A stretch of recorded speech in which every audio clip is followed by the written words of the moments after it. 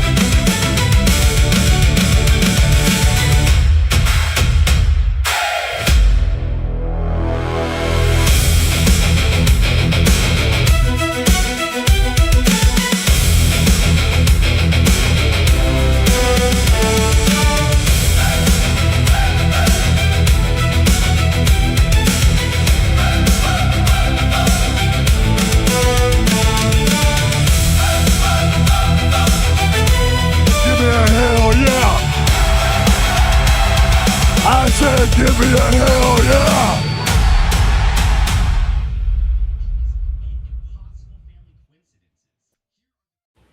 Hey everybody, welcome to episode 92 of the studio with my good friend Mark Poulton. We're going to be talking about Universal's Initiative this evening. Mark, guys, how are we doing this evening? I'm doing great, man. Thanks for having me on. Hell yeah. John, Sheldon Martin. How's it going, guys? Yeah, it's going great, fellas. Yeah, Sheldon, we're gonna talk a little bit about your book too tonight. Occult Descent, Volume 2. Try to get you a little bit more backing tonight. You got another 4 days to go, right? Yes. All right, cool. So we'll do that a little bit later. But first, of course, we got to hear from Mama Donna. Mama Donna, say hello to everybody. Hello. Hello, everybody. Yeah. Hey, Mama. Hey, Mama Donna. So, yeah, and the dog is here. That's good to know. We're always glad to have our canine friends in the background. So That's my dogs. we got Saboteur Comics in chat. What's up, buddy? Mine's in the other room, so I can't hear. You gotta have man's best friend around, close to you at all times. Yeah, I decided to stream in my kitchen so my dogs could be out. Of course, they're going to bark at everything that walks by our house. I like it. It's a good vibe. Just hope nobody weird sneaks up behind you on the back deck there. Oh, yeah. All kinds of weird paranormal stuff going on. So yeah, Universal's initiative. I actually am excited about this, not just because I did a little bit of work in it. It looks good. It's the start of a brand new superhero universe. Artwork by Jon Malin. Malin, I know how to do it. So while I bring the campaign page up, why don't you tell us a little bit about it, Mark? Sure. This is a project that's been over a decade in the making. Originally, it started out as work for hire for both me and John. It was about 2013. I was just off Savage Hawkman, and I got an email from a company based out of Mexico called Red Room Studio, and they told me they were creating a new superhero universe, and they were big fans of the work I did on Evangeline, on Savage Hawkman, and they wanted me to be the writer of this universe they were creating, and they already had a couple books underway, both drawn by Jon Malin, who John and I were already working on Graveyard Shift way back. Then we had started on Graveyard Shift probably 2010, and John and I have been friends way back on the Rob Liefeld message boards. So it was crazy. I didn't even know John was working on this. At the time, he had just finished up Youngblood, and he was working on Graveyard Shift whenever he had a chance. I had no idea he was also working on this Universal's project. So I reached out. So the Red Room Studio asked me to name my rate to work for them. And so I reached out to John just to see what the money situation was, and he told me to ask for my DC rate, and sure enough, they hired me, and I got to work on originally. So they were doing this like they had several titles planned for this universe, and the first one John had completed was called The Croc, and that's this the big red guy. I changed the name when I acquired the property. I renamed him Atlas Blood Gore. I thought it was a little more badass. I still reference the Crocs in the story, but I started working on that, and then after that I jumped on to Team Cerberus, and the more I worked on this, the closer I became to the owners, and they told me what they had going on. The one owned a chain of restaurants called Comic X, and it was basically Planet Hollywood, but for superheroes and comic books. That's cool. Great idea. They have a chain of them in Mexico. They tried to branch out to United States. They had one in Arizona for a few years, but I think it closed down during COVID. But the other owner was an architect. He built the restaurants, and they told me that they were allowed to.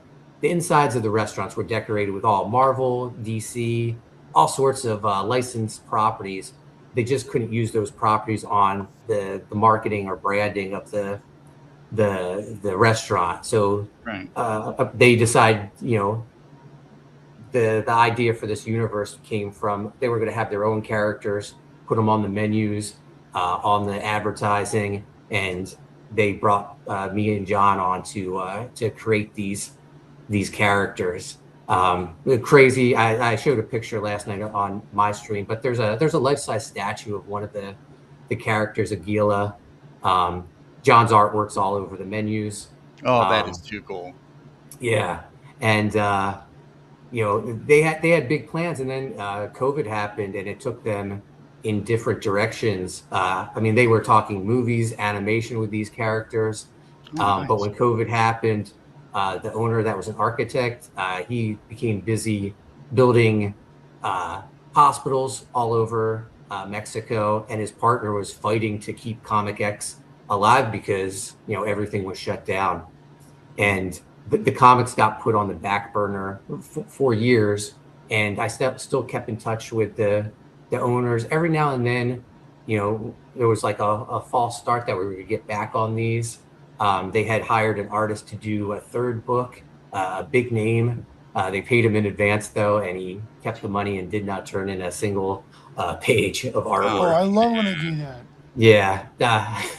Such a rarity in comics. Yeah. But I kept in touch with the one owner, Hugo, and he, was seeing everything John and I were doing with like Graveyard Shift and all my other properties. Mm-hmm. And eventually I just, I hate to see a book that is finished just like sitting there lost. I love the work John and I did on those two books. And I just reached out to Hugo, and I, took my shot and said, hey, what do you think, if you guys aren't going to ever do anything with this, what do you think about me acquiring the property, and I'll release it under Haunted Pizza? And he talked to his business partner, David, and they loved the idea. And we reached an agreement. I acquired the property, and they sent me the files. They had colored the book and lettered the book, and I was not happy with the level of the coloring or the lettering. Right. But the only problem was all the files were flattened. There were no layers. So I thought for a second about releasing it as is, but I just didn't think it was up to the level of like my Haunted Pizza books. So I actually talked to John about this. First I reached out to him to see if he had any of the files. He did not. I had low res JPEGs, and John suggested I bring on some people to do finishes over his artwork. Take those low res images, those colored images, and basically re-ink them to create new pages. Mm-hmm. And at first, I asked Chris Graves. Chris and I, we hadn't even started working on Writhe in Pain yet. We were just workout buddies. And I asked him if he would be interested in doing that. And he was gung-ho for it. So he inked maybe 10 or 12 pages. And then we started on, Chris asked me if I wanted to do Writhe in Pain with him. And I was like, hell yeah. Yeah. So that took... by the way, Chris is going to jump on. Nice. He's doing pop duty right now. So once his granddaughter's picked up, that's more important. Yeah, definitely. Yeah. But so Chris jumped on Writhe in Pain, and I sat on this for a while. I released a preview book of Universals, and I've got the preview book. I love it. Oh, thank you.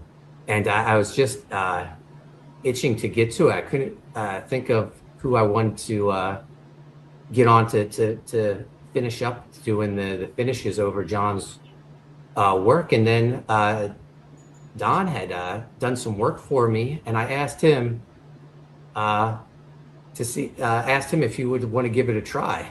And I was honestly, I thought, at worst it's a couple page trial, but I was blown away with the work Don did. So I just kept giving him more and more pages, and we got this book finished. I sent it over to Anthony George, who is my favorite colorist, colors almost everything for me. And the colors on this look phenomenal, dude. Phenomenal. Yeah. Way better than what was on there before. Yeah, I think it's Anthony's best work. So I redid these two issues, but I just thought as two separate issues they didn't work. So I decided I was going to rewrite everything, and I brought. I've been looking for an excuse to work with my son. We worked a long time ago on a book called Pizza Tree, nominated for a Ringo Award Best Kids Graphic Novel. He's written some Little Graveyard Shift stories with me, created Slither and Bazooka Dog for a U.S. Assassin. And I've been trying to get him to do something with me.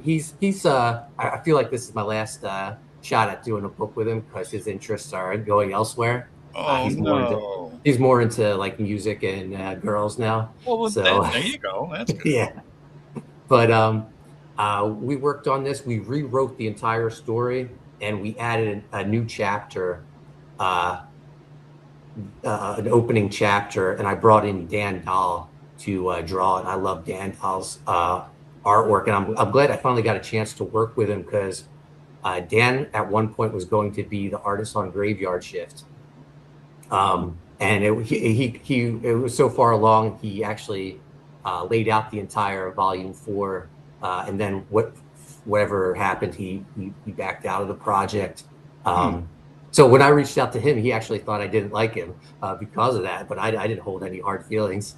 So it was great to finally get to work with Dan. He killed it on the opening chapter. I'd like to work with him again on the next volume. So we rewrote this and we made it into a 3-book series. This is the first book. Nice. It's going to be called first book's Universal's Initiative. Second book is Universal's First Strike, and then the last one, Universal's War.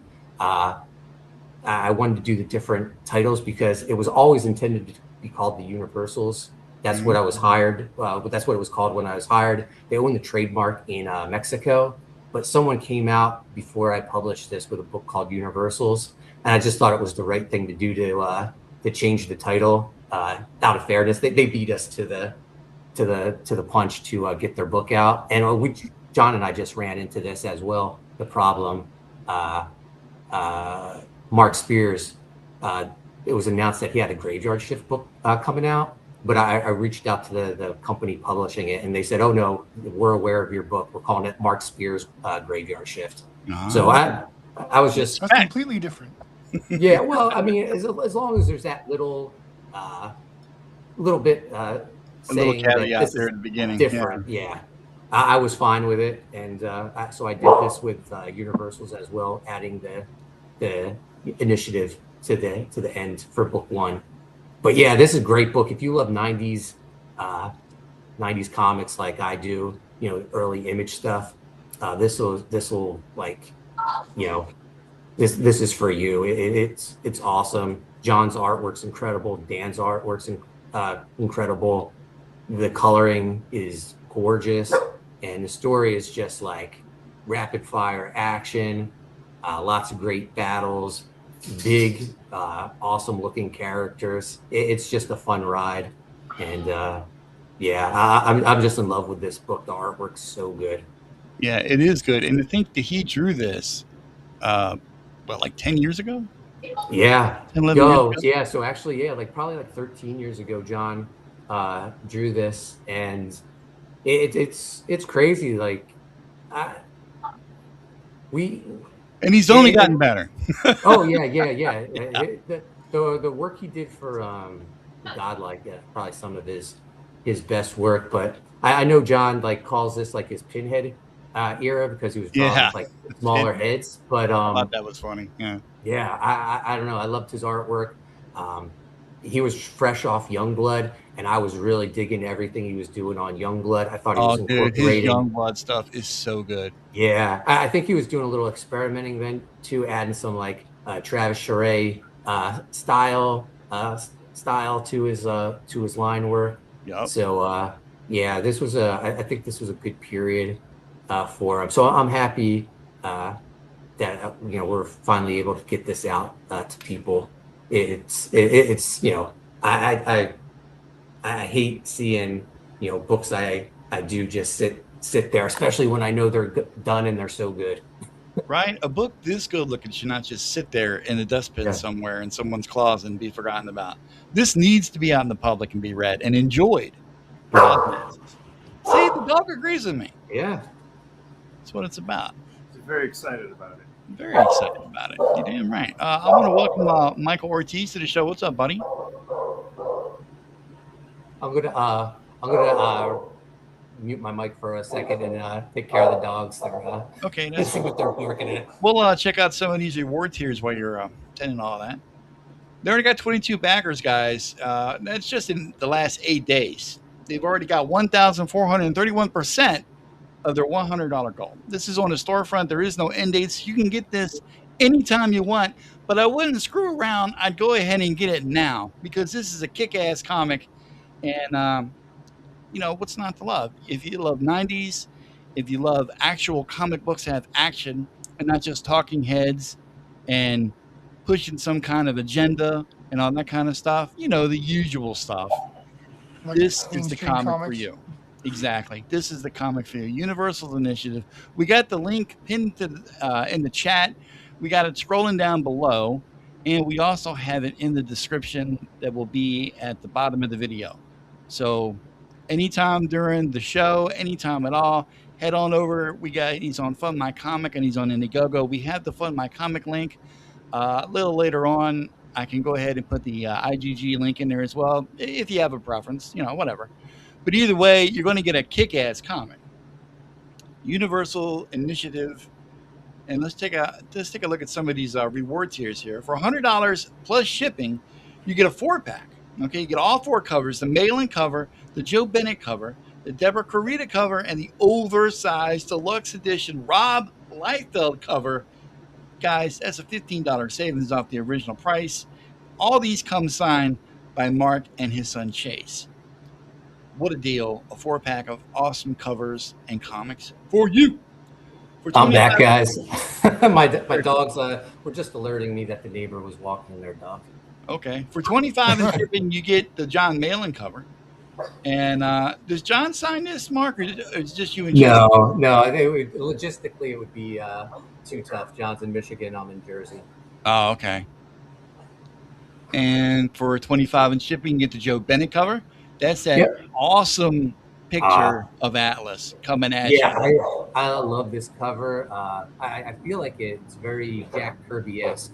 With the placement of that front leg and the hand coming at you. That foreshortening is badass. And Joe is the artist on Savage Hawkman when I worked on Hawkman for DC. So had to get that connection going in there. Yeah. Nice. For $25 in shipping, you get the Deborah Carita cover. Now, she did some stuff for Rippaverse, right?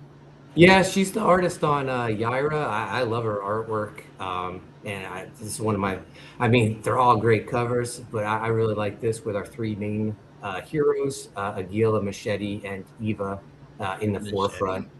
Hell yeah. Okay, for $40 in shipping, you get the oversized, guys. Not oversized. Extreme, like Rob Liefeld is. The oversized deluxe edition Rob Liefeld cover. This is also signed by Mark and Chase. $40 in shipping.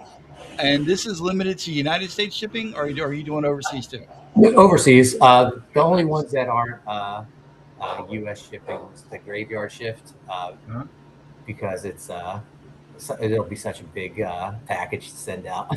Right. Speaking of Graveyard Shift, we got the $125 and shipping here. Graveyard Shift volumes 1 through 5. You get all 5 volumes of the Graveyard Shift signed by writer co-creator Mark Poulton. 50 in shipping, get Write and Pain book 1 and 2. Yep, and that's it. It's very simple campaign. Okay, very straightforward. There's 4 covers, and then since Chris worked on the book, I thought let's add Write and Pain, and John does 50 of the 64 pages. I thought let's add Graveyard Shift to the campaign. Now this is Dan Dahl's cover, right? That's John's cover. Inked by Chris. Oh, so this is John did this? Wow, it looks so different. Inked by Chris. Yeah, I think it's those Chris Graves inks that make it look a little different. But yeah, it's more aggressive. I like it. Now this is the Joe Bennett. Oh my God, dude. Yeah, I own the original artwork for that. I love it. It's inked by Shelby Robertson. I love that cover. Yeah, Shelby killed it on the inks. I would love to see the pencils on. Do you got the pencils there where you can show it to us? Let me see. I could probably find it and share it with you. Just give me a second. And this is the Deborah Carita cover. real quick? Yep, I own the original for that as well. Not bad, not bad. I like the technological looking pyramid in the background. That's pretty tight. Yeah, that's the Universal's headquarters. Ah, and we got, You of see a course, lot of that in the Dan Dahl chapter. the man, the myth, the legend himself, the Rob Liefeld cover. Everything Yeah, so- about this says Liefeld. Yeah, definitely. Which is, it's funny with my Liefeld connection. I've been with him for years. I didn't get this cover. Hugo had got it from Rob before I had acquired the property. One of the reasons John and I got the jobs where both of the owners were huge Liefeld fans, so they were able to get Rob for a cover, and yeah, it's 100% Rob. There's no doubt about it when you see it. No doubt it's got that Liefeld energy, that in-your-face action. We all love it. All right, very good stuff, man. And this is already complete, 100%. The pencils, the inks, the colors, the letters. This thing is ready to go. All you got to do is buy it and read it. It's good stuff, man. Is there a menu in the back of the book? No, I would love to have. I have so much of like John's process stuff, like character designs. I would love to see that. Yeah. I said, maybe for the next volume, I also do like an Art of Universal's book with all of John's like concept stuff, and throw in pictures of the statues and the menus and stuff. I asked the Hugo if he had any of the menus, and he says he's holding on to a couple of them for me. So if I get a hold of more than one, I'll make sure. We know why he's holding on to them. We know why he's holding on to them. It ain't got nothing to do with you, sir. It's got everything to do with collectability. You got to respect it, though, man. The more I see of this book, the more impressed I am, man. It really does look good. You should be very proud. Thank you. Yeah, no, I'm so happy with how it turned out. I found these pencils. I'm going to share my screen with you. Oh, God, please, yes. I mean, the finished artwork looks good, but for artists like myself and these two guys that are here with us, we love those pencils, too. All right, let me bring this up here. Ooh, caramba. Look at that. Here, let me blow it up for you. Unadulterated power. Yeah. That's how we like it. Good Lord Almighty. He's just so good. He was on, what was it, Savage Hawk? Immortal Hulk. Immortal Hawk, that's what it was. Yeah, Thank Savage Hawk Man with me. And Immortal Hawk. Oh. Yeah, he's great. Yeah. That guy looks like he can call Drax the Destroyer a punk and get away with it. Yeah. Slap him like a bitch. Like looking at these pencils, then you realize like what an amazing job Shelby did as well to like make like Shelby put some funk on it, man. For real. Those reflections on the boots and his kneecap look really cool. Yeah. Absolutely stunning. Appreciate you sharing that with us, Mark. Yeah, no problem. How do you come up with that? Yeah, I just he asked me for some ideas, and I just based off like his Savage or his Hulk run, I was like, I'd love to see you tackle this guy, and I sent him some reference, and he just he sent me two different layouts, and the one where he was just coming straight at you, I just thought looked ferocious. I think the other one was just like him standing there, looking badass, but him coming right at you with that front leg and the hand popping out at you is awesome. Yeah, that foreshortening makes all the difference in the world. And guys, before we get too deep into the drawing of stuff, let's take another look at Occult Descent Volume 2 from our good friend Sheldon Martin. He's got 4 more days left to fund this campaign. Let me bring it up here. And everything about it looks good. I got no problems with it at all. And that's what's important, right? Yeah, that's the So Sheldon, you want to talk a little bit about this and try to get some more wares into your system here? Yeah, sure. It's in a world where vampires have been No, wait. You got to go in a world. You got to do it like that, man. in the world There you go. where one man, well, one chick and another dude, and another kid. There's stuff. No, vampires, yeah, they're assimilated into human society, but they're not very welcome yet. And there's this troubled kid. He's sitting in that hand there of Sakal. He's been having these mental episodes as Sakal's been psychically attacking him.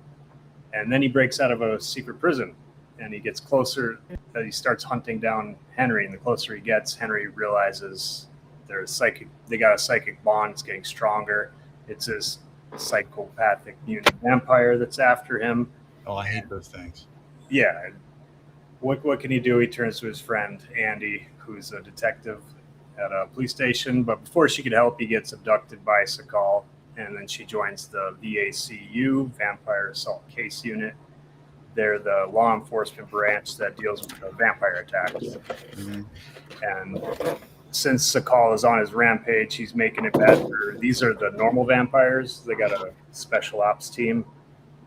They got to put Sakal down as well. The vampires are on the special ops team too? Yeah. They're normal vampires. Sakal is like a monster among the vampires. Oh, okay. And I said it last week, and I'm going to say it again.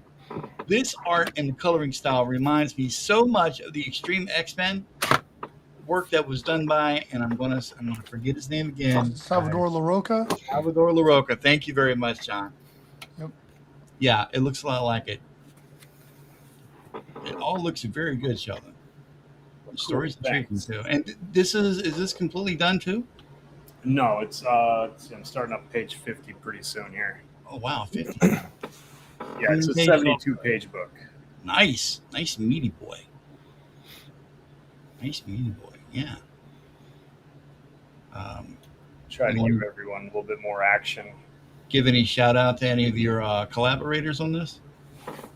Yeah, Tanya Wicker, she's a colorist. She did all the coloring. It looks really cool. I don't think I would ever thought to color a book like this. It's definitely got its own vibe to it. And then for cover artists, got Mitch Brewer and Lee Calba. Mitch Brewer drew the one cover. Lee Calba colored it. And then Rob Norton, he did another color. This panel right here, it stops me in my tracks every time I see it. Yeah, that one was pretty brutal. You can almost hear him chomping on that guy's forearm right there. Yeah, You should have moved faster. Well, I mean, taste test. You got to sample the merchandise first, guys. The whole town of Mutton Chop got taken out of there. So there we have it. A quick look, a revisit, if you will, to Occult Descent Volume 2 by good friend Sheldon Martin. They got 34 backers, 4 more days to go. They're asking for 3,500. They got 2,507, so they just got a little bit more to go. Guys, if you would, please head on over to the Kickstarter.com. The link is in the chat as well and in the description. And get yourself a kick-ass vampirical special ops book. I know Sheldon would appreciate it, and you will appreciate it because you will get another fine example of independent comic book making. Yeah, I totally appreciate it. And I think it'd be worth your while. And It will be worth your while. And thanks, Yes. John. Thanks, Mark. Didn't mean to. Oh, yeah. No, this is a great book. Sheldon sent me a preview of it. I also edited the book for Sheldon, and it's fantastic. Well, it's funny, before Sheldon ever reached out to hire me, maybe about 2 years ago, Sean Arrett was talking to me. He was like, these are two artists you need to keep on your radar, work with. And he said Dan Dahl, and he said Sheldon. And then Sheldon reached out to me to hire me, and Sean was right. Sheldon's artwork's fantastic. Oh yeah, oh yeah. Certified fresh, baby. I'd like to welcome Matt Rumor to the show. What's up, Matt? How you doing, man? Not too bad, man. How you been, buddy? Yeah, busy, tired. I don't know. Saw Spider-Man at 2:30 in the morning last night. So, What'd you think of it? I liked it. I thought it was good. I had minor qualms with it, but I actually thought it was probably the best Tom Holland Spider-Man movie. I agree. What about you, Mark? Did you see it yet? No, I'm going with my family tomorrow night. Nice. Well, I hope you dig it as much as I did. Yeah, I'm sure I will. I'm excited for it. Yeah. Some people online are not that thrilled with it. I don't know how to talk about it without spoiling. It's kind of hard to. You can't really because there's so much in that movie. Yeah, it's really just the. I think it's a problem that Marvel's had in a lot of its movies, where, which isn't the problem I thought it was going to have, because I didn't feel like I was watching a Marvel movie with this one. I thought it was well shot, well choreographed. I felt like they were telling a story first, not a, we got to make a Spider-Man. But again, they do this thing with characters when like their big moment is the like, you're a good guy, not a bad guy. And then but I'm like, you watch the whole movie and they do like a horrendous shit. and you're just like, that doesn't work. Like, yeah, that was pretty much my only real qualm with the movie. That doesn't track, dude. Why are you doing that? You said you were a good person. Stop. Yeah, but no, I liked it. I liked Sadie Sink in it. I thought I wasn't going to. I actually like her, and I'm even more hyped now that they got Samara Weaving, who's incredible in Ready or Not 1 and 2, and the movie she's in. So I thought her playing, like the news of her coming to play Emma Frost in X-Men, I'm like, hell yeah. But yeah, She played, I think, the Baroness. Yeah, you're good. Come on out. I think she played the Baroness in like one of the G.I., maybe both the G.I. Joe movies. I don't know. but the live action? Those movies were Yeah. awful. No, it wasn't her. It wasn't Samara Weaving. Oh, It was a different woman, and I only know this because whenever I do, all my late night accounting bullshit, I always need something on in the background. So if there's never like a good live stream or something, I just kind of scroll through horror movies and old cartoons. And so I pretty much just finished watching all of G.I. Joe from beginning to end and the live action movies. And yeah, no, it's not her. It's I forget the woman's name, but it's not Samara Weaving. It was Sienna Miller. Yes, yeah. Oh, I know it was one of those chicks whose name started with an S.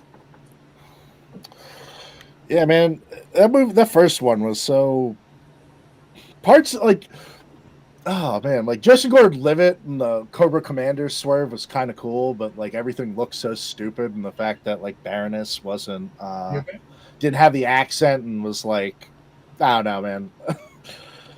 That's like one of my biggest pet peeves with companies. I never understood it when I worked like in the industry. I still don't understand it when these companies pay all this money to get these rights and licenses and stuff for things that make tons of money, and then they're like, what if we make it without any of the stuff that people like? What if we take a character, just ignore everything that made it popular in the first place? Yeah. Version of it. It's like, oh, the Baroness, she's like a sexy German spy chick. It's like, yeah, well, all right, what if she like was a dumb valley girl? What? Like she's gonna turn out to be a surf? No, that's just her whole thing. It's a mind control device, and she's a dumb valley. I've never been that disappointed with a movie in my life. I wanted to get up out of the theater and leave. Yeah. I want to see a accurate Destro. That's what I want to see. Yeah, they alluded to it in the second movie, and then they didn't. Now I think they're rebooting it to do Energon Universe after the Beast Wars movie thing. Rise of the Beast, whatever that Transformers movie was called. I don't know. Are they still making Transformers movies? Yeah, they are. I think Beast Wars was the last one that I saw. Yeah, and at the end of it, they introduced G.I. Joe and everything. The dude gets recruited. The final sequence of the movie is the human from it goes goes to take that shitty security job, and then he starts talking to the guy, and then he finds out that they know everything about him, and the wall opens up, and it's the G.I. Joe hangar, and he's like, "We are the airwaves." And the whole thing was him getting recruited into G.I. Joe. Yeah. I totally missed that one. When did that come out? Fuck if I know. A few years ago. Is that the Mark Wahlberg in it? No, it's the one after Mark Wahlberg. It had the dude from Hamilton. I can't remember his name. No, I won't even know what you're talking about. Is it Hamilton? I think it's the guy from. No, he was in. What the heck? Was not Hamilton? Oh my god. West Side Story. Holy shit! My brain is misfiring like a nobody's business right now. I still have no reference for West Side Story. So, Mark, Universals, right? Yeah. So, just because I've been kind of in and out of it, so Jon did, like, this was an old idea he had that now you guys are finishing and bringing to fruition, or what's? Well, it was a book that Jon and I both were hired. Originally, worked for hire, both of us, and then the company that hired us ceased operations, and I acquired the property back. So it's something we started like 13 years ago. Jon, it was a company that were trying to start their own superhero universe, and they had Jon draw the first two titles from it, and it was called The Croc and Team Cerberus. And they brought me on to be they wanted me to be the writer for this wave of books they were doing. And when they ceased operations, they kept teasing that they were going to come back, and they would reach out to me throughout the years, and they kept tabs on everything Jon and I were doing over that stretch. And finally, I asked them if they didn't have any plans, because I loved the work we did on the books, if I could acquire them, and they were all for it. And we worked out a deal for me to acquire the property, all the pages that were done. And it's not just stuff Jon did. There was a Rob Liefeld. That's how I got the Rob Liefeld cover. Yeah. They had all these pinups by Adelso Corona from who's now on Spawn, and a bunch of other artwork. And originally I was just going to release them as the two separate titles, and I felt like they didn't work. Like, if I release these two titles, am I going to ever do anything with them again? No stand. And I decided to eventually all these titles were going to release lead into this big epic showdown. They were basically building, like, they had their ideas for this MCU type ultimate battle. And I just decided to rewrite those two books to make it a graphic novel. I brought in Dan Dahl, and we did an opening chapter.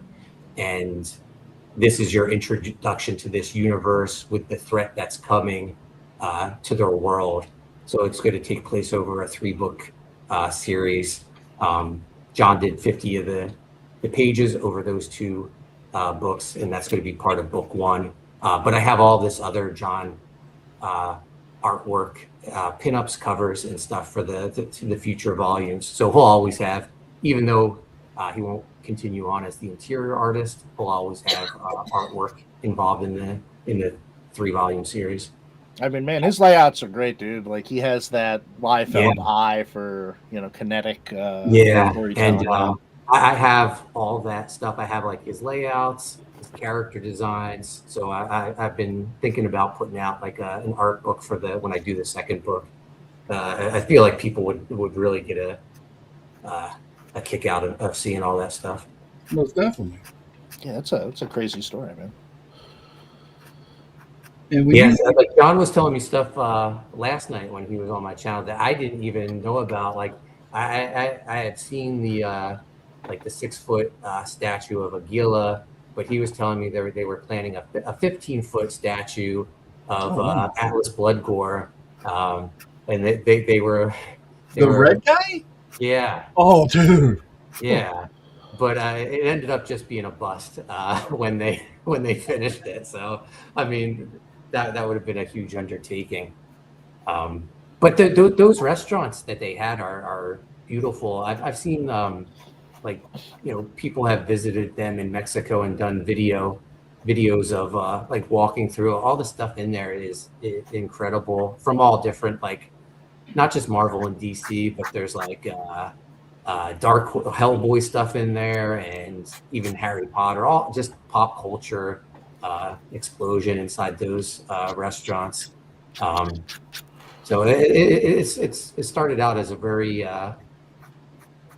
I don't know, interesting thing to work on. That I feel like they were onto something with, like, you know, a comic book themed restaurant. They actually pitched a DC restaurant to DC Comics, and I think it went pretty far along before it got rejected. But all those places have one problem, right? Yeah. Which is their food's bad. And so, like Planet Hollywood, Jekyll and Hyde, Mars 2112, all those places, all those, like, that big era of food themed nerd culture restaurants, all their food was just like Fuddruckers quality, you know? And I feel like it's like that sports bar type menu. I feel like because I always felt like there's money there. Like, you know, growing up, I worked in a lot of nerd game stores. I put myself through college playing Magic the Gathering, and you know, the amount of money like that would come through those game stores per week that would just go to the pizzeria next door, and the amount of food, the money they would throw away. I always was like, there's got to be some way to, you know, combine a food license with a nerd store and just keep that money in house. And then it was like there was a couple theme places, and it just never quite worked out. That's the X factor. So just have a good cook. It's a good idea, though. Well, I think you could do it easily now. I mean, like my big dream was like my idea for it would be you do a game store that probably deals in like the like a little more live stream, you know, like you get the social media presence for it, a place where people could go, oh, we're gonna play Warhammer, like here it's all set up so you can record it and post it, and then like, oh, here's like live, you know, like that Critical role playing stuff. And then what you do is you have the next door area that's still a part of your thing be like a sit down, like you make it look like the D&D tavern, or like Jim Raynor's bar from StarCraft or something like that, where it just seems awesome, you know, where you just feel like you're in it. And then the food, you, especially now with like air fryers and stuff, you probably pay good money to have a good assortment of genuinely good finger foods, you know, like food truck type of stuff, like good tacos and, you know, good boneless wings with a couple different sauces, you know, maybe some gourmet grilled cheeses and shit like that. And you could probably just hold card tournaments on a weekly basis of people where they'll just come in and fill your whole restaurant up and eat a ton, and then also come and enter the tournaments and play the games. You know, Wizards and all those other companies weren't like out to destroy their own market. Such good ideas. But, yeah. Is Rob Liefeld going to come back to do another cover for the second book, Mark? I doubt it. Rob and I, we occasionally talk every now and then, but I don't see. I don't. He's hard to get to do stuff. He's busy. He's got like all these young bloods he's doing. Oh man, he's on fire right now. This is like probably the most productive time of his career. He's putting out a ton of books. But yeah, I worked for Rob maybe like three years, like early in my career, and it's like some of the best times like of my my career. Like being I say a kid, but he was only a few years older than me. Being a kid that like idolized him and wanted to be, you know, the next Rob Liefeld, to just having him call me up one day, because I was a fan on his message boards, and I was trying to break into comics with my book Coney Waves, and he was very supportive of it. And just one day, happened to be Thanksgiving morning, I get a random call from a number I didn't recognize. I'm amazed I even answered it, because I usually would just look to machine. I answer and I say hello, and on the other end I hear, Poulton, it's Liefeld, what's up? And like I couldn't even like compute it at first. I was like, what is going on? And I knew Rob's voice because I met him at conventions. So I was like, I'm talking to Rob Liefeld. And he talked my ear off for like 2 hours straight, Thanksgiving morning. He was in his garage going through like old comics and old Extreme stuff. And he's just telling me how much he admired me and how I reminded him of a younger version of himself, trying to break into comics, doing whatever. And the reason for his call was he was thinking about bringing back Evangeline, and based off my work on Coney Waves, he wanted me to be the writer to do Evangeline. And this was, I had started in comics in 2006. This phone call was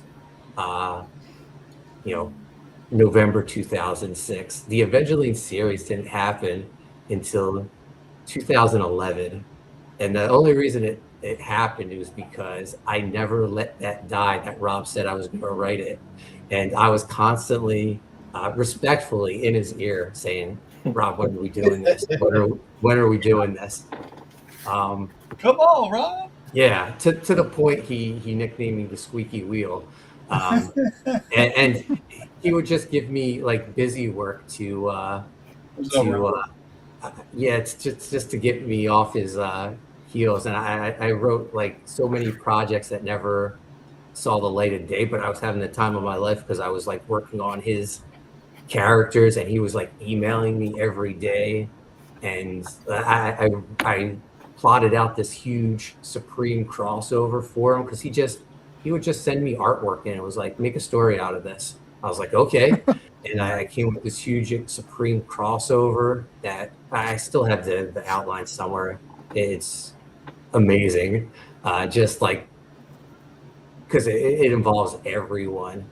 And then like we worked on this brigade idea that was good. He wanted to do an animated movie.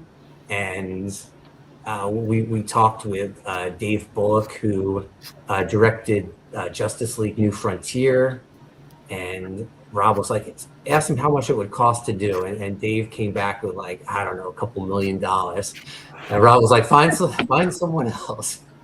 And at the time, I don't know if you remember this comic called Atomic Robo. Absolutely. They made like a real low budget animated short, and I showed it to Rob. I was like, look at this, and he was like, reach out to him.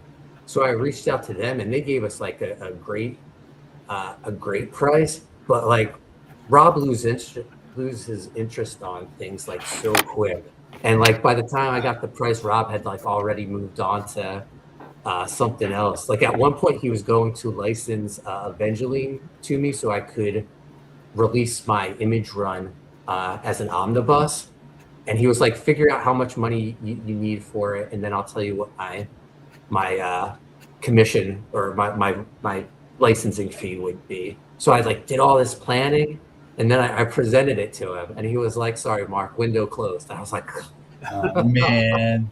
But I don't know. It's just like I have so much love for Rob. Like I just, I don't know. I just have those stories now that I can share with other people who've worked with Rob, and I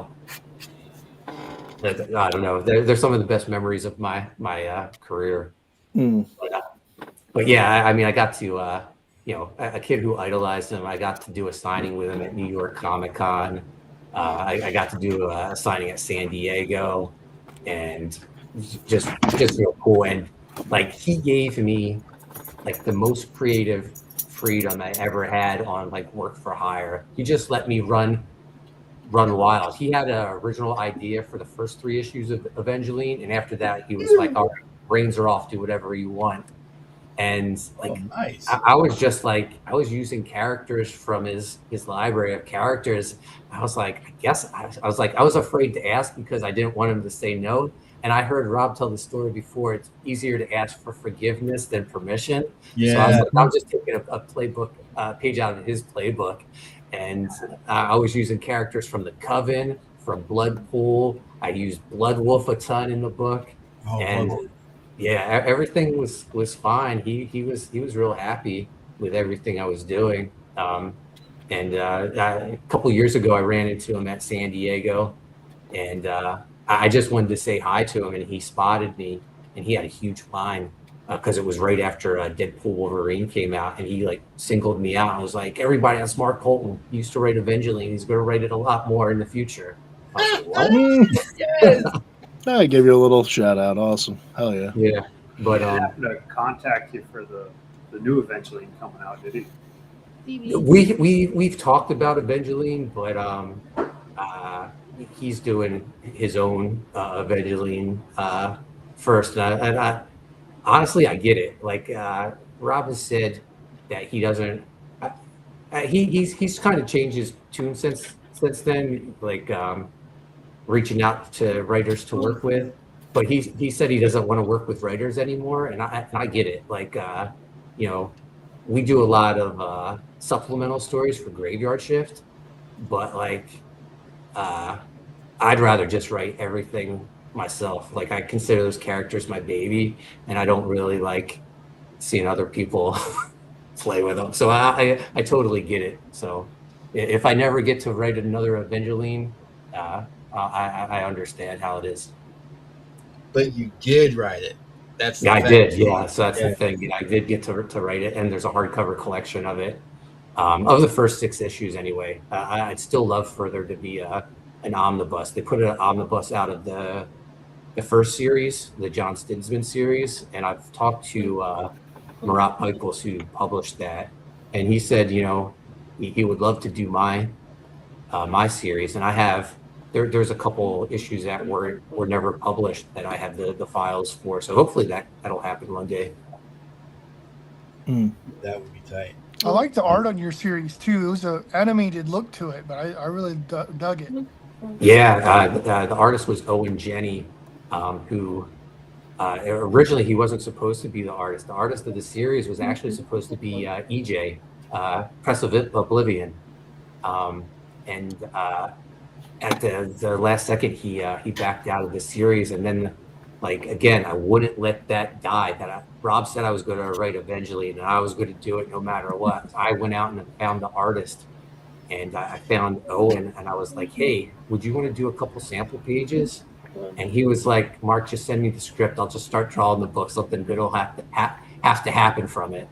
And he just started drawing pages and pages, and I sent it to Rob, and he was like, I love it. He was like, stop working on it, let me get this set up at Image. And we just never stopped working on it. By the time it was announced, we had 3 full issues done, and we just kept working on it until Rob told us when it finally got canceled. We still had a couple issues in the can, and then it ran on Keen Spot as a web series, and it was one of the most read web comics at the time. We had a readership of 500,000, which I thought was incredible at the time. So yeah, I think if we ever did put out an omnibus, I think there would be like a you know, there would be people definitely interested in it. That'd be interesting.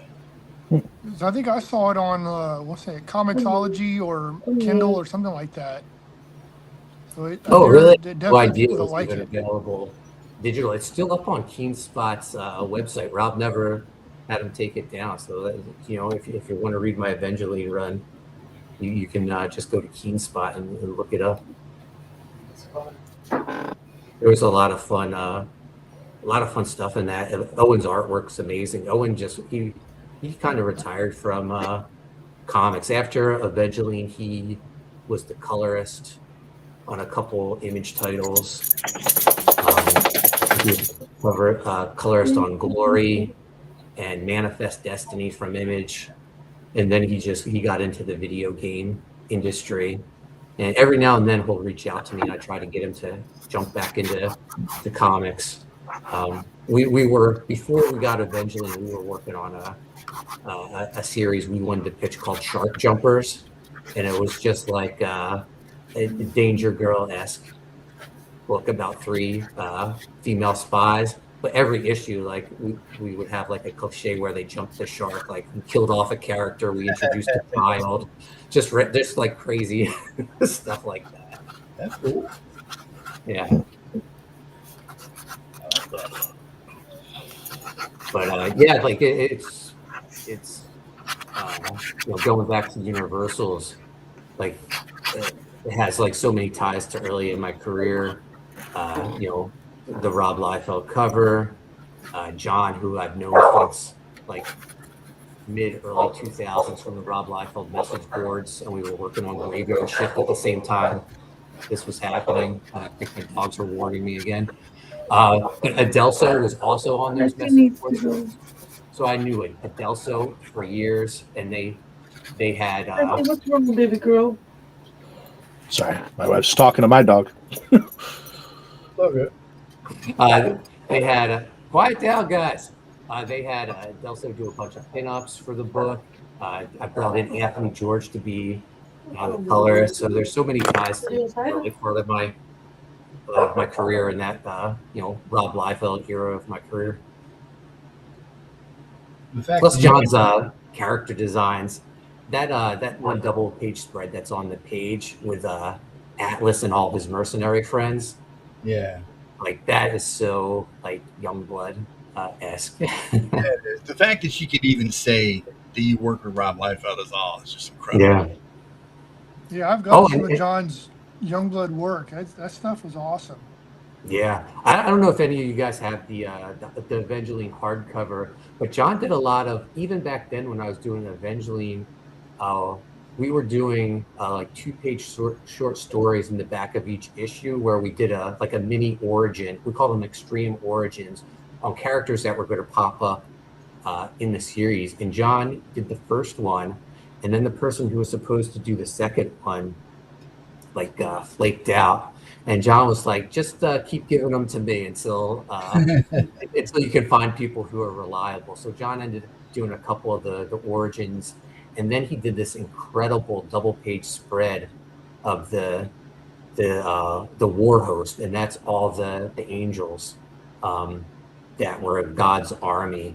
And John did that, and it's gorgeous. It's Evangeline, Passover, and all these other characters who were going to eventually make appearances in the series. And they're so badass because they're these angels, but they have that extreme, shoulder pads, and they're all kitted up with pouches and swords, and it's just so badass. I love that stuff, man. I really do. Yeah. And there's also this great double-page spread pinup in the hardcover that Owen and we had this idea that Evangeline, we wanted her to be like the gateway to the Image universe where she was going to cross over with everyone, but other creators at Image did not want any part of it. They were all like tied.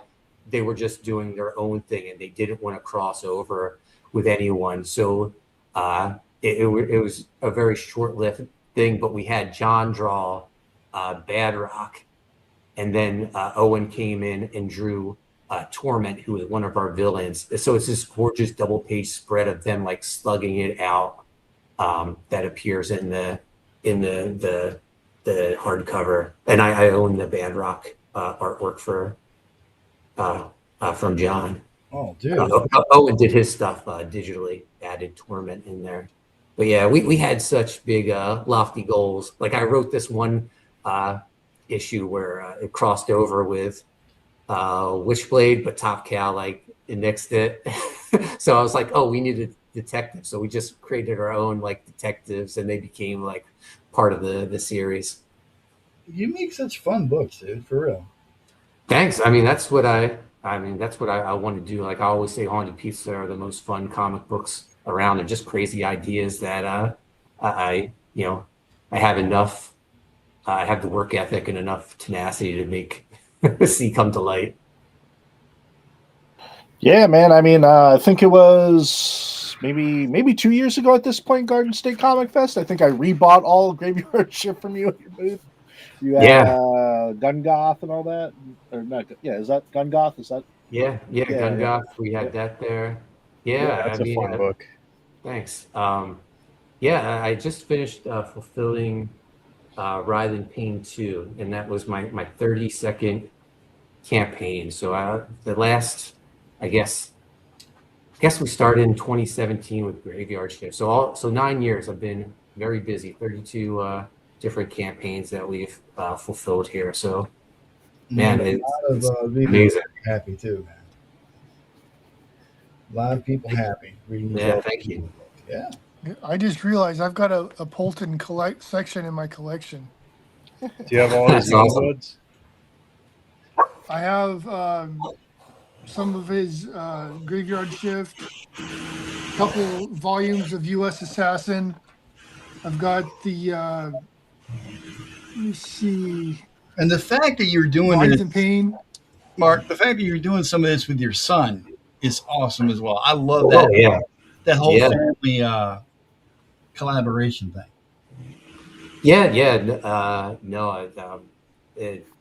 It's amazing. The first book we did together, Pizza Tree, got nominated for a Ringo Award, and we got to tour, all over different Comic Cons, doing signings for it.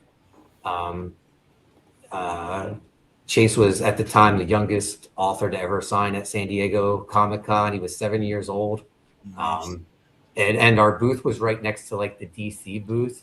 And as we were making our way over there, it's when the Justice League cast came out of the DC Warner Brothers booth was massive, but they had this second floor tower that the celebrities hung out in, and they made their way down the stairs. And when Jason Momoa and Henry Cavill, they were coming down, people just stormed it. And I was worried my son was going to get swept away with him because he was so tiny. I was holding on to him for dear life.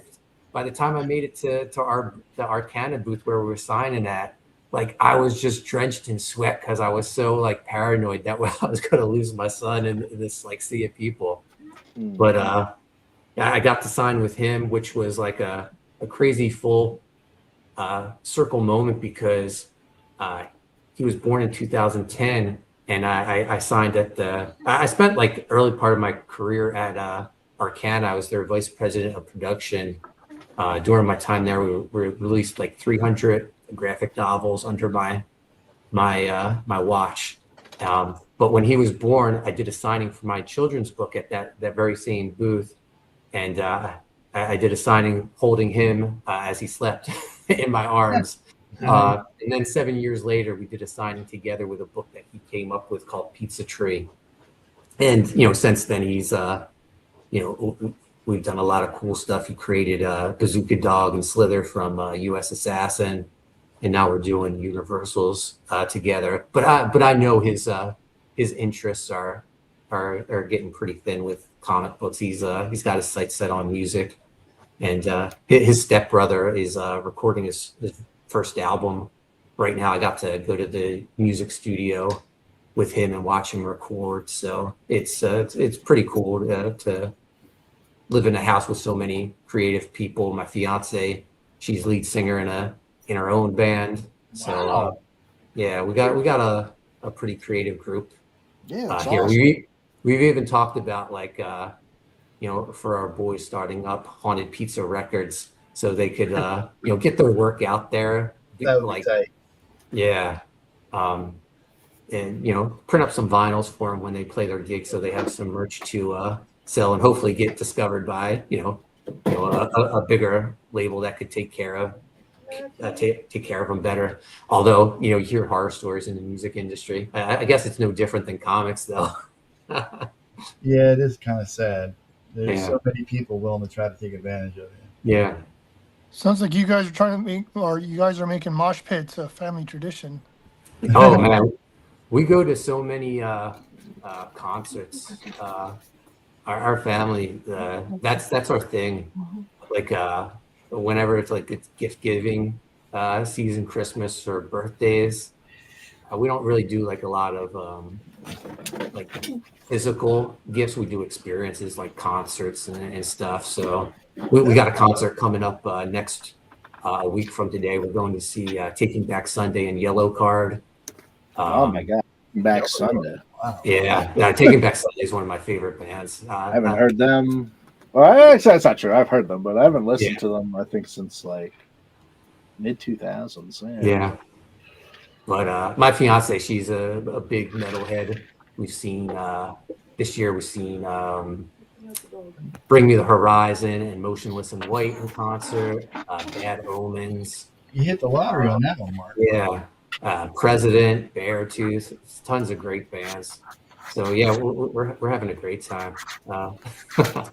I looked out. I met a woman who loves comics, heavy metal, and pro wrestling. Yeah. Oh, dude, yeah, there you go. Can't go wrong there. Yeah, The trifecta. You need yeah. to Last just year, one of our vacations, we went to Texas and we went to AEW All In to see wrestling for a vacation. Yeah, man, AEW, man, great to see live. Great to see. Oh my gosh, they put on the best pay-per-views. Yeah, when I was in college, I was down at Full Sail in Orlando. Yeah. And they used to do the TNA tapings back when TNA, like when Samoa Joe, like pretty much at their height, right before the Hulk Hogan era, right there at Universal. Yeah. And so, like every week, everyone would just, hit a bar, get liquored up, go down for the live tapings. Yeah, man. Good times.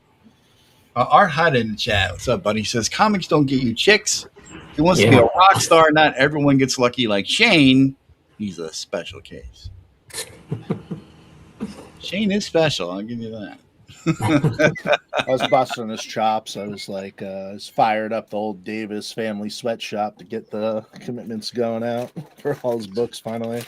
You see those pics he put out with all the, like, he had like a 10-foot stack of boxes and stuff going on for just the his fulfillment stuff for all his packages.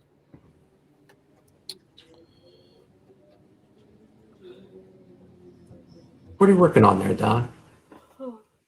I am working on Atlas because I have been dying to draw this guy. Let me zoom out a little bit. I'm just kind of doing like a little generic pinup kind of thing with a big ass moon and some world and some stuff behind him.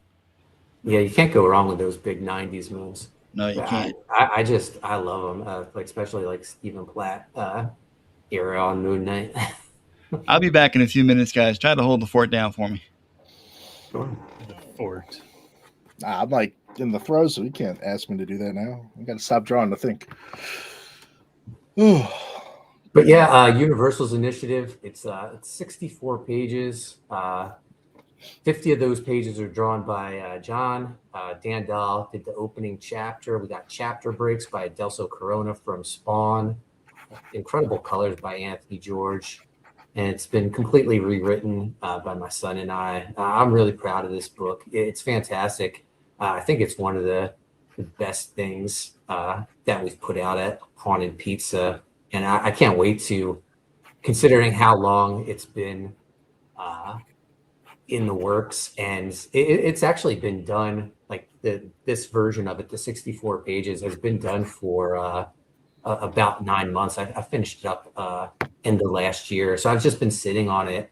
And I finally was like, I need to release this because I have besides this, my next 4 books are all completed. And I just need to start getting these books out.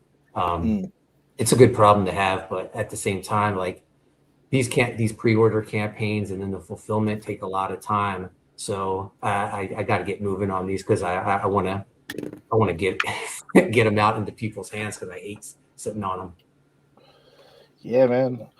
I feel like in these spaces, that's always an issue for people is getting overwhelmed with ideas versus production and being able to, make it happen.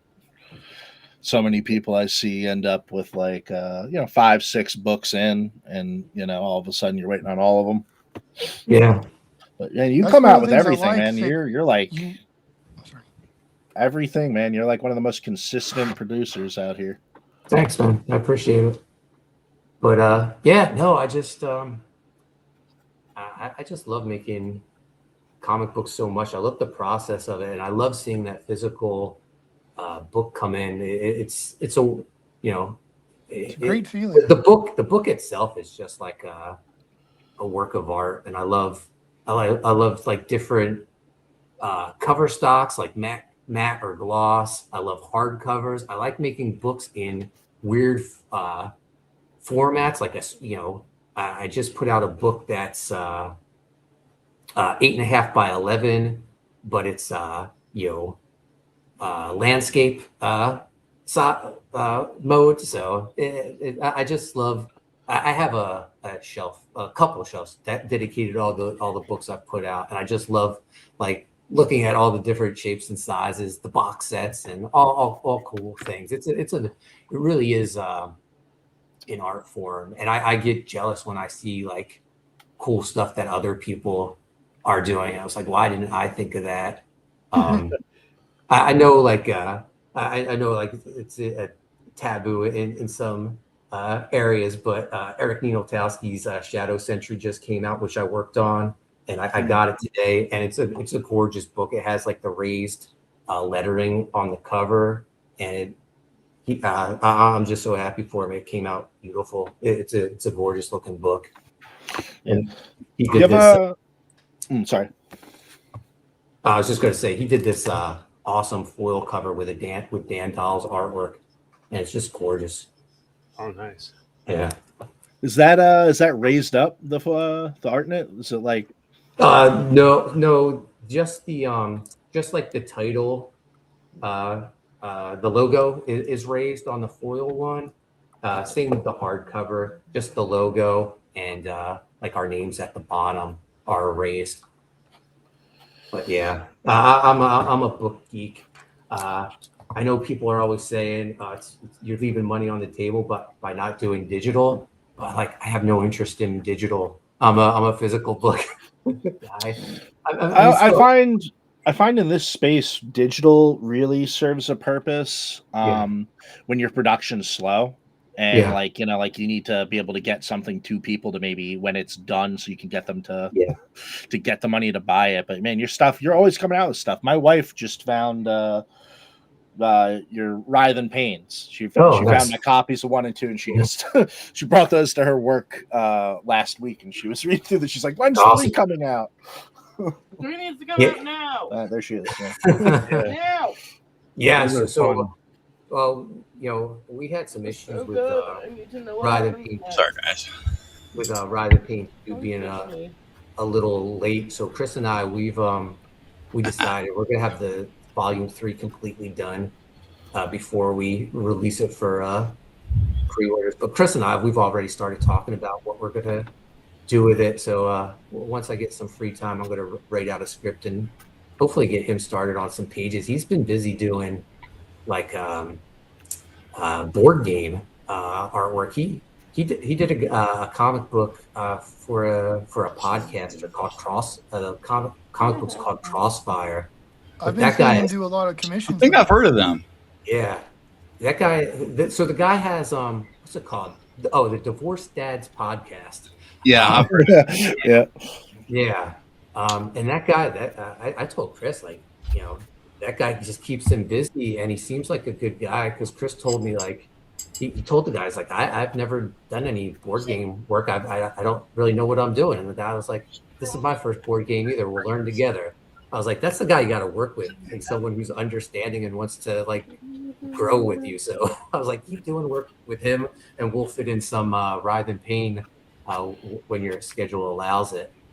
But yeah, I love doing the Writhe and Pain books. I love when I can incorporate my love of horror into superhero stuff. I feel like that's when I'm at my best. Graveyard Shift, Evangeline, now Writhe and Pain.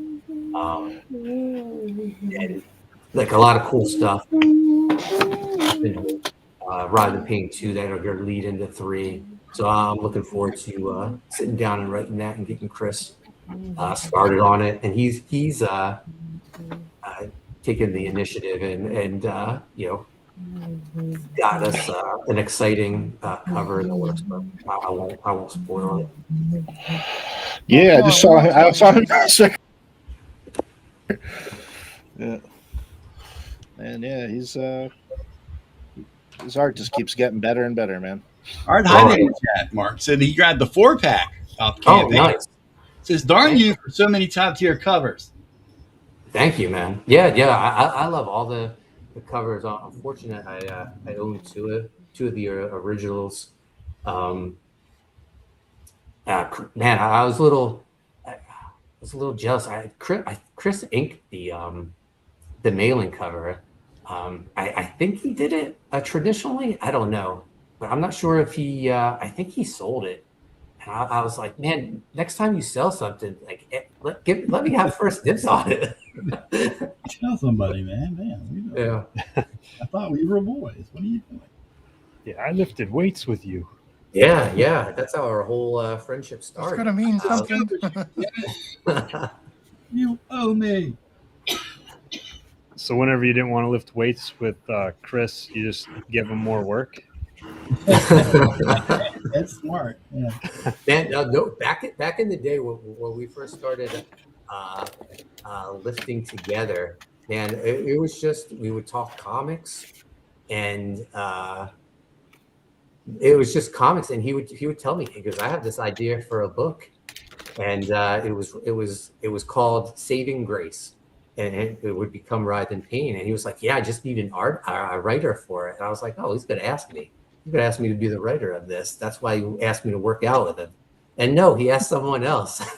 And he said he didn't want me to think that's the only reason he asked me if I wanted to work out with him, because he wanted me to be the writer of his book. But I mean, he showed me those Writhe in Pain designs, and I was like, look, man, if anything, if things fall through with that writer, I want to write this book. And like a couple hours later, he was like, all right, things didn't work out with the writer. You want to do it? I was like, yes. And he was like, you want to see what the stuff the other writer came up with? I was like, hell no. I have ideas already. And my first idea was like, let's change the name. Let's call it Writhe in Pain. The character, title, dude. The big guy, Pain, he was supposed to be Writhe, so it was Writhe and Grace, and I was like, man, it's right there, Writhe in Pain, and it sounds so 90s, and that's what Chris's artwork reminds me of. He really does remind me of like Capullo with his artwork. Yes, exactly. And I was like, this is my first thing. I want to change like it's his baby, and I was like, right off the bat, I want to change the name of it. And once I told him what it was, he was like, yes, I love it. And Pain became our big guy. Writhe became his daughter, and like the book just came together so perfectly. It's one of my favorite things to write. I feel like I say that like on every book, but I just love making all these books. Yeah, but that's a good sign, you're writing stuff you want to write, not writing stuff for the paycheck, getting the stories you want to tell out. Yeah, you can tell by reading that book that you guys enjoyed making it. Oh yeah. Yeah, I mean, I'm really just making the books that I want to read. Like if I saw like Writhe in Pain or Graveyard Shift on the shelves, they would be instant purchases for me, because they just look like badass, over the top action comics. And man, that's just what I set out to do, to make fun comics. There's a lot more boobs in there than I expected, which I was happy about. Yeah, I was a little surprised too with the I mean, I wrote the script, but then the pages were coming in. I was like, oh man, like there was boobs aplenty and topless women. Yeah. And I was like, all right. I don't remember writing this much. But I mean, that's one of the things I love working with artists. I love the collaboration. I love, like, they see things that, you know, maybe I didn't put in the script, but I love their ideas and I love their input. And it just gets my mind going in different directions. Like, oh, I didn't think of that. That's going to become something in the book. Like the character in Ride and Pain, the constable, like he wasn't supposed to be the constable. He was just like a constable. He was just supposed to be like an authority figure who was just, okay, we saw him in the opening and then we never see him again. But Chris made him into this like badass character. I was like, oh, he's part of this now. And he's going to be a recurring character. And not only that, like I want to do like spin-off books with him. He's just so badass. So he became like a background character who just was supposed to make a flashback appearance, is now like a major part of the cast. And like that's the thing I love about comic books is the collaboration, because it's not just my ideas, it's the artist's ideas coming together and making something better. That's what happened with Graveyard Shift. My original idea of Graveyard Shift was much more what if the Justice League were the Universal monsters, and Jon was like, they should be the X-Men, because the X-Men are like considered terrorists. Yeah. And that's what these guys are. They do whatever it takes. And it became a much darker book. It's like Jon will tell that story of how I had a werewolf on the team and he hung his head out the window with his tongue went hanging out. And yes, I did write that. But he was like my Beast character, because I saw him as like the Justice League. Like I saw it as the Avengers version of Beast, where he was the comic relief with Wonder Man. And Jon was like, no, this book's serious. We don't do that, Mark. I was like, all right, I see what you're going for, and I'm on board for it. So, great. Cool to see the jokes thrown in, though. Yeah. So in the preview book, it's funny. We put out a preview book way back in 2010, because when Jon, I think, had like 6-8 pages done, Jon came down here to Jersey and we did Wizard World Philly and we put out the Graveyard Shift preview book, and it has the first 8 pages and then it has sketches and stuff. And there's one that, awesome. That's great. There was one thing. Gal's name. Eva. Eva. Yeah. We teased that there was a werewolf, but there's just like a classified like logo over it, so you don't see it. But yeah, that's the Universal's preview book. Came out maybe 3-4 years ago, I want to say. But yeah, that's one of the many covers of Jon's that I have for Universals. But yeah, so it definitely became like a different. Oh, so that's awesome, Don. Thank you. Yeah, Graveyard Shift became much darker, and I cut out the humor. And then when we were going over the first pass of the book, Jon was like, "Where's the one-liners, Mark?" I was like, "I thought this book wasn't supposed to be." He was like, "You're writing everyone like they're dicks," and I was like, "That's what I thought we were going for." You got anything to show off? Me? Oh yeah. Sorry, I don't have any of the shading. Wake up, son! Wake up! Oh, awesome!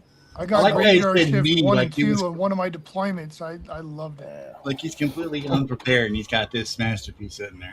Awesome! Yeah, it's pretty nice. Yeah. Nah, I'm like spilling ink all over myself, having the shakes happen. That's the sign of a good artist, man. And withdrawals. Don't let Jon Malin hear you say that. Don't splatter. No ink splatter. Don't do that. I love ink splatter. Yeah, Jon Malin's gonna single-handedly make everyone stop doing splatter just so he can do it. Dude, that was so funny on your show last night. He was totally giving you shit for those letters. I'm not changing it. I like it. I stand by those letters. I think Dex is the best letter around. I'm not changing a thing. And he got a little hot about it, but I'm sorry, I'm keeping it the way it is. But Jon is he takes his lettering seriously. I used to be involved in the graveyard shift lettering process, but I had to tap out. Those sessions were too long. I was like, Jon, you and the letterer can handle this. I can't take it anymore. Yeah, y'all can hash this out. Let me know how it went.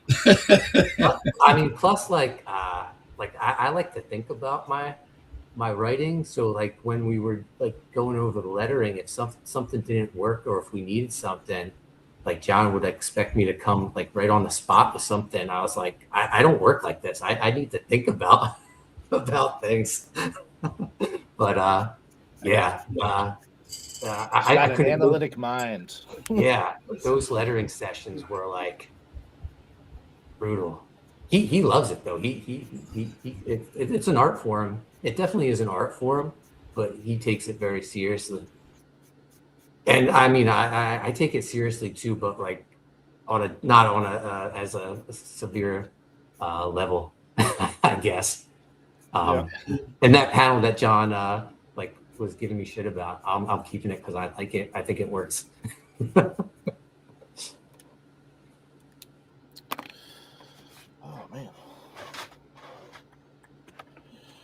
We don't all think like Malin. No, definitely not. But yeah, he's definitely a great comic creator. His character designs are second to none. Like the stuff for the Universals is absolutely killer. The stuff he did for Graveyard Shift, even just the skull logo with the fangs, man, with just the black skull in that white circle with the red ring around it, very iconic. Makes a great T-shirt. No, I love it. That was all. That logo was him. Yep, and even the covers, like he did that one cover, and then from the very beginning, he was like, I had it colored, I think like 6 different versions of it, and he goes, every volume that's going to be the cover, just a different color skull, like lights shining behind it. And I was like, oh, I love it. I love it. It's very that's a good cover scheme. I feel like when they're all lined up. And that's what he was thinking. He was like, someone's going to put them all on their wall and it's going to look incredible next to each other. And then when we did the collective editions, when we split the skull, it looks great as well. So yeah, it's a great design. I learned so much about his process and actually storytelling in general, just inking over his pages. I picked up a whole lot of, I guess you could say, free insider information on that. It was a whole lot of fun. Yeah, what was that like for you, Don, when I reached out and asked you if you were interested? All those pages are double page spreads. Yeah, well, exciting. I was excited for one thing because it's friggin' Malin. Yeah. I was like, oh shit. And then I was like, is he sure he wants me to do this? Well, I figured at first it was going to be a test to see how you did. And I was giving, at first I was giving you pages that I thought you could handle. And I was holding off on like the harder pages that had like the 1,000 of bodies like you talked about. And That's I was the stuff makes you want to go cross-eyed. Yeah, it's rewarding when you get done with it. You know, like, yeah, you suffer through it a little bit, and you kind of cuss the guy out a little bit. Like, you at least 25 less of these would be great, man. Come on, what are you doing? Yeah, it wouldn't be that much depth and carnage on a page. But when you get done with it and you take a step back and you look at the completed work, everything working together in unison, penciler, inker together, and it's like, oh, that looks so badass. And Jon is a fucking master. I'm telling you right now. I'm not blowing smoke, dude. I'm not blowing smoke. But he knows what the hell he's doing, man. 100%. Well, if you don't ask yourself, how the hell am I going to pull this off? Are you even having fun? Well, yeah. I had a lot of fun with it. Did you have a favorite page to do?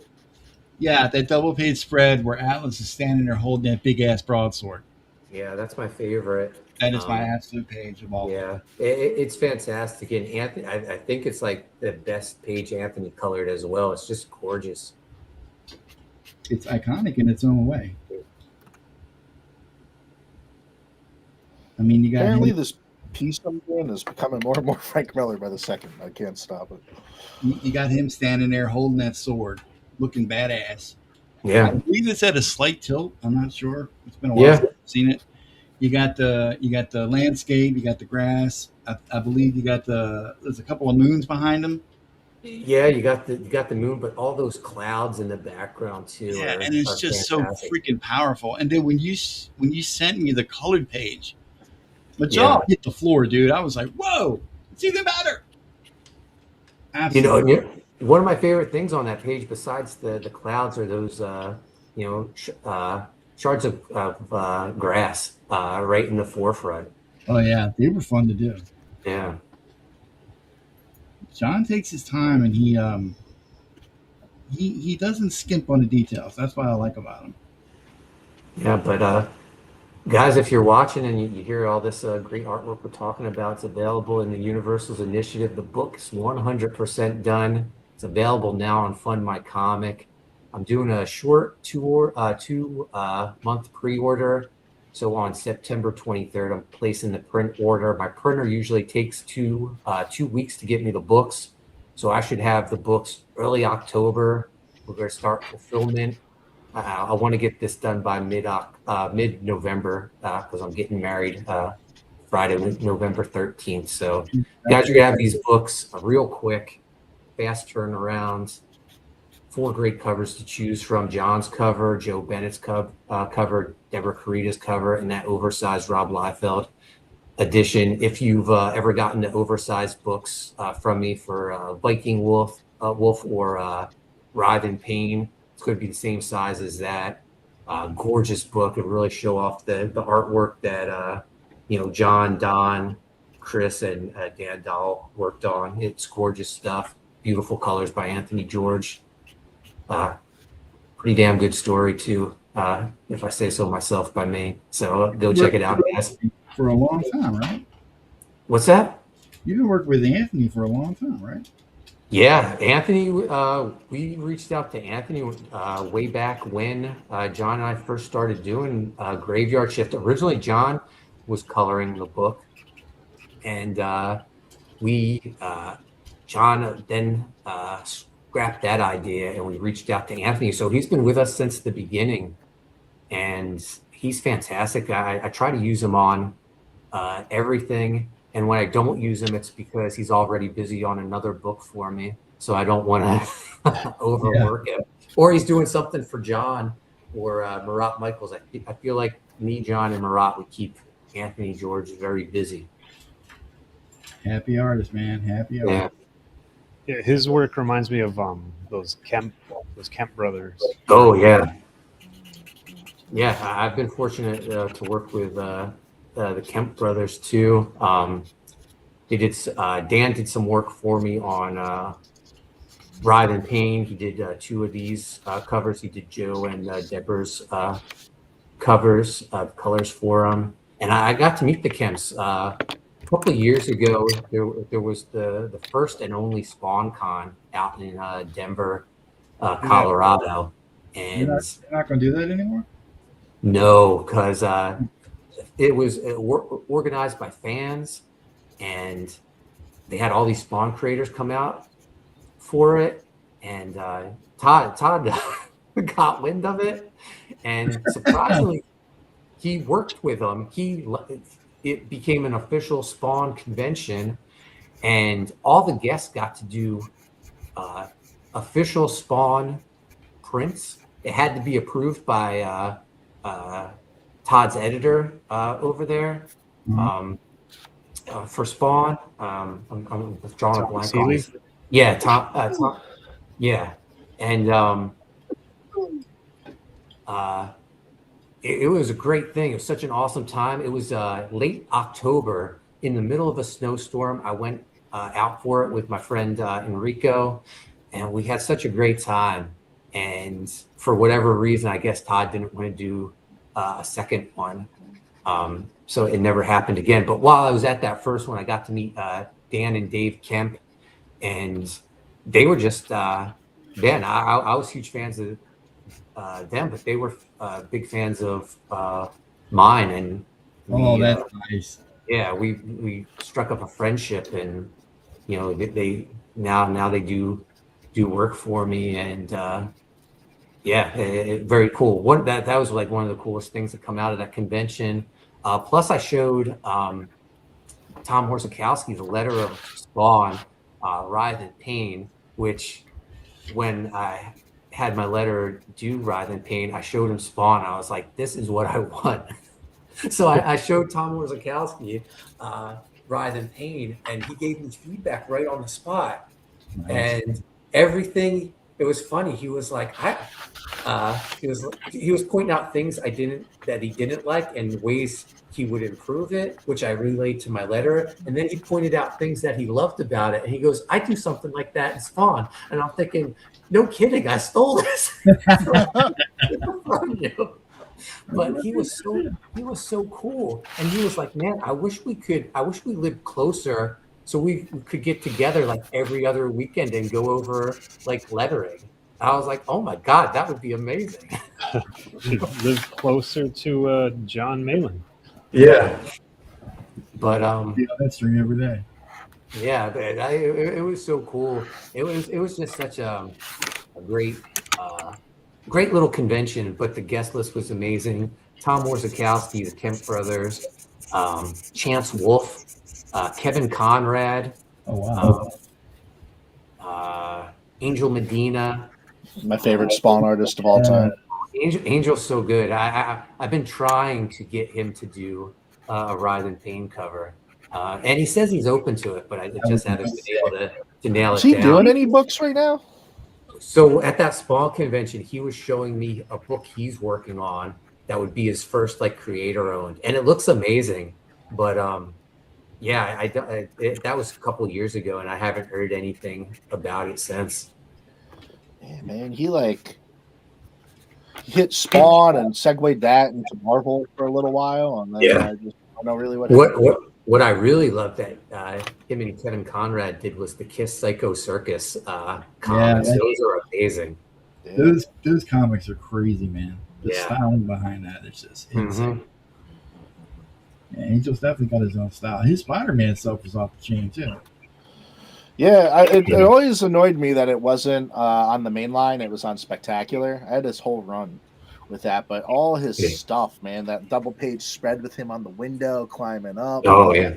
Him, the stuff, some of the fight scenes he was doing with like Black Cat and Spider-Man and God, who the heck were they fighting? But they're in like a graveyard, and it's not like a high building thing, but it was still so dynamic and awesome.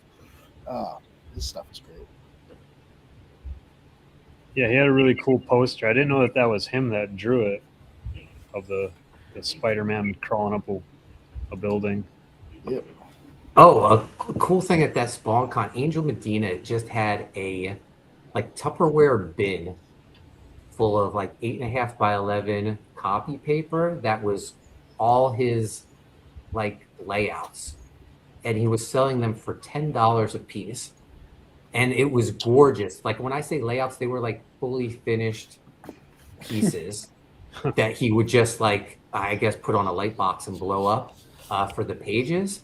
And I was like, do you have any Kiss Psycho Circus stuff? And he was like, I don't know, you'll have to look through it. So I looked through this entire bin, and on the very bottom was this incredible Paul Stanley piece that I bought for $10. It's gorgeous. It's framed, hanging in my my man cave. But I got that. I got this incredible Violator clown piece that I gave to Chris Graves, and a Spider-Man piece that I gave to my friend Sean. And I'm like, he's just like giving this stuff away, and it's the most gorgeous artwork I've ever seen. But he has like thousands of these pieces. Like if you ever go to a convention that Angel's at, just look through his bin of his layout prelim sketches. It's amazing. That's nuts, man. Yeah. That's great. But yeah, it's been real cool, like doing these books with John and Chris, and then getting like guys that I grew up in the '90s reading involved in these books, like Writhe and Pain. We got Chance Wolfe inking Chris on Volume 2. Kevin Conrad inked a bunch of pages for us. And like afterwards, he reached out and he was like, Mark, if you ever have anything for me, I'd love to work with you again. I'm like, wow, this is so That's cool. insane. That is insane. Brian Denham, who did the very first book was Violator versus Bad Rock, written by Alan Moore. He did a cover for us, and over the years, I've gotten to know him, and he's done like a bunch of pinups for us for Graveyard Shift. So it's just been so cool, like doing this and getting to work with guys who were, heroes of mine, 30 years ago. And it's crazy because all these guys are only like a few years older than me, but they just started so young, and I didn't start. I didn't finally break into comics until I was like in my 30s. But they were doing that like in their early 20s. It's amazing. Is comics what you've always wanted to do? Well, I wanted to originally be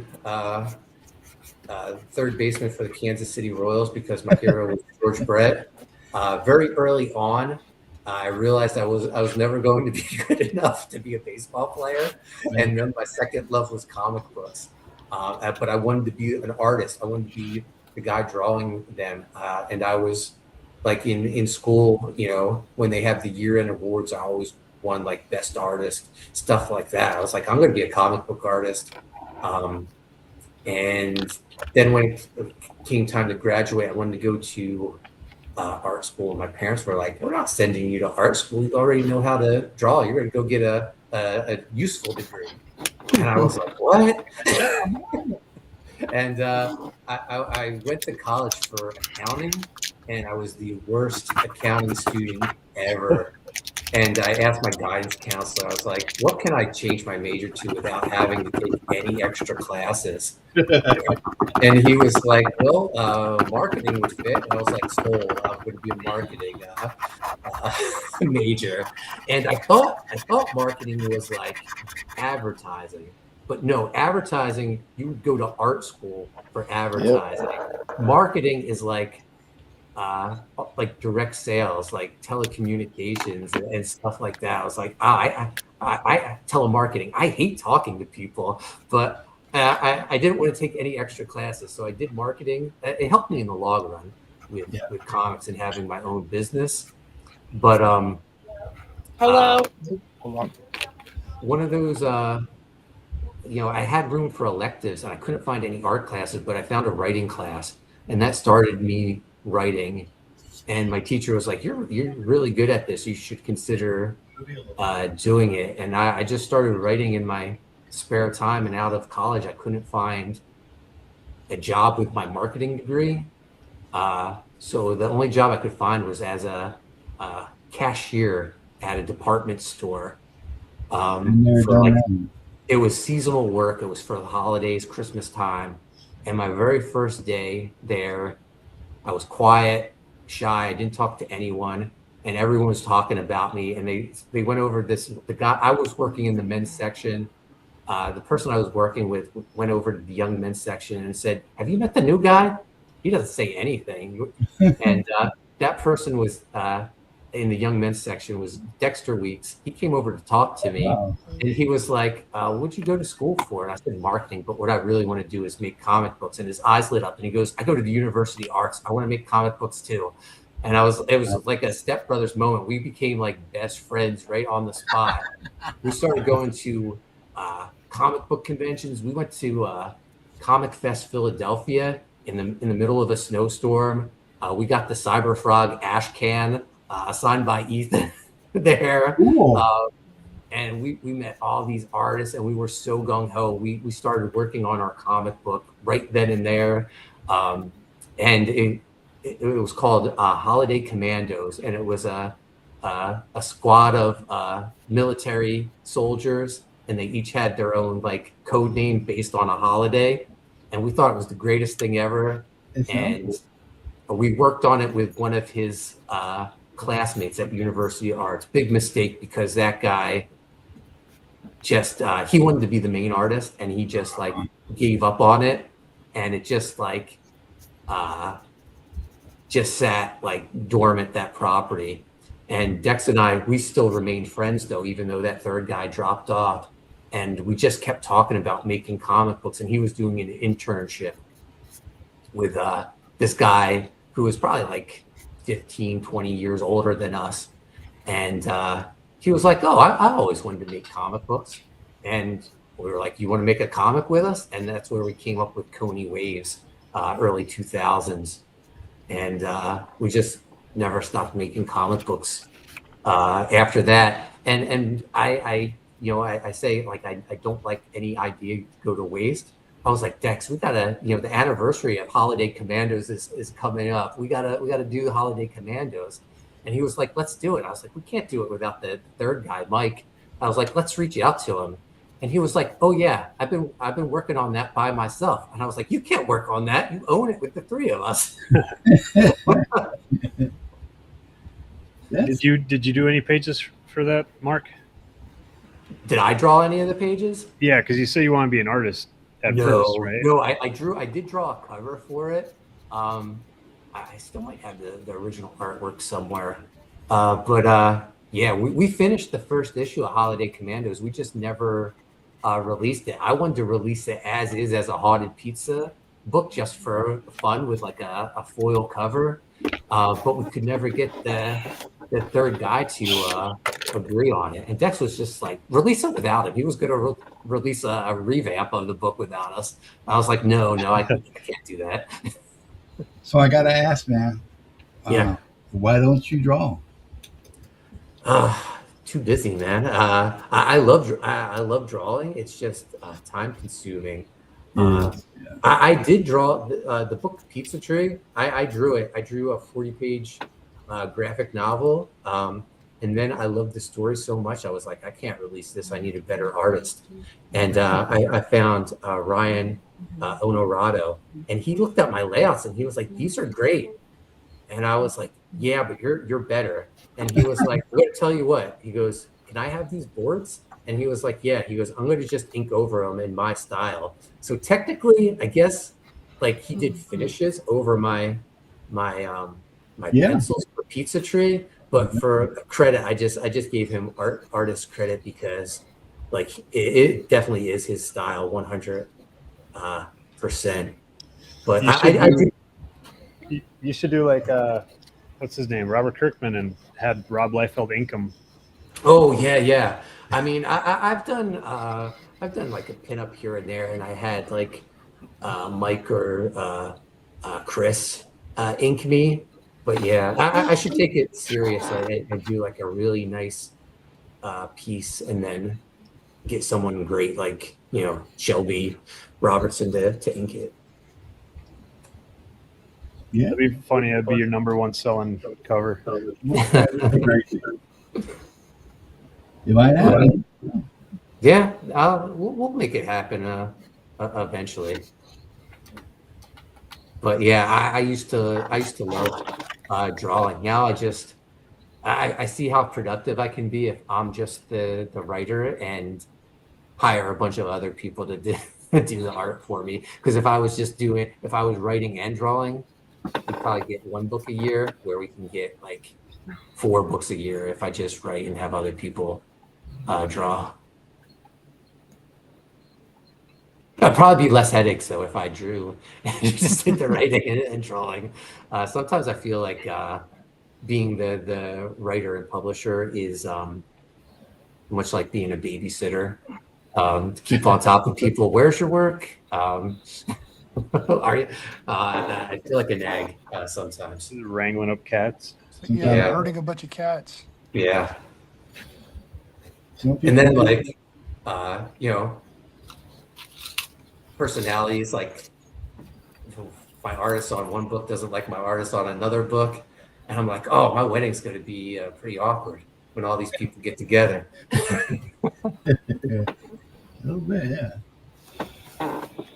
Everybody's stuff. But it's comics, man. I guess there's egos in every profession.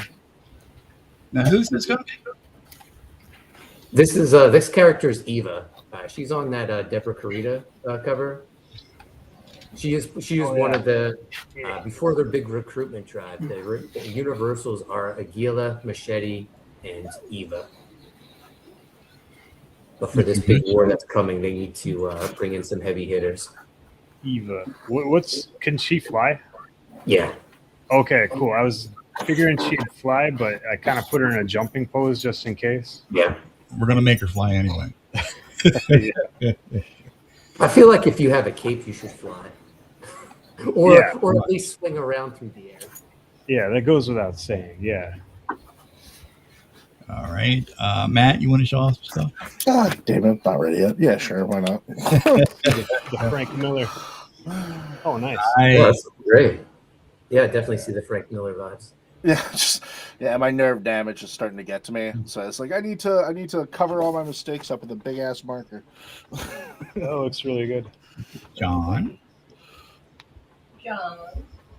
doing like 3 or 4 different characters. Yeah.